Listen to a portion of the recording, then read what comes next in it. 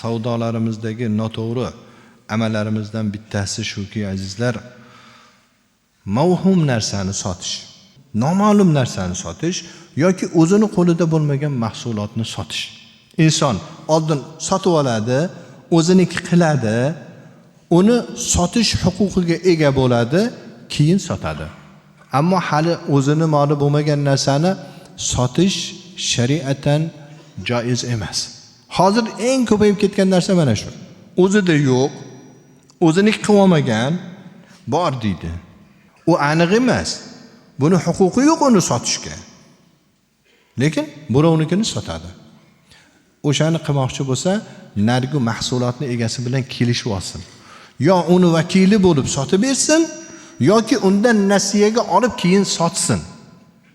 Bu ikkisini qilmasdan turib, birovning molini birov sotishga haqqi yo'q shariatda. Mana shunga ham albatta amal qilib qo'yishimiz kerak.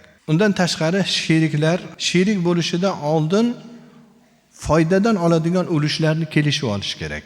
50 ga 50 mi, 40 ga 60 mi, 70 ga 30 mi, buni kelishib olish kerak. Boshida kelishmaydi. Foyda bo'lsa oladi, zararga kirganda sherik aytadiki, "Yo'q, men bunga rozi emasman" deydi. Sherikchilikning sharti bor.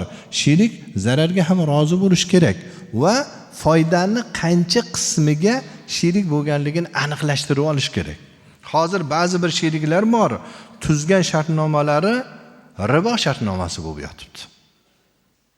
Sherikmiz deydi, keladi. Qanaqa sherik bo'lgansizlar desa, "Men bunaqa sherik bo'lganmiz. Oyida mana bu sherigimga men buncha pul berib turaman" deydi. Foyda qiladimi, qilmaydimi beradi u.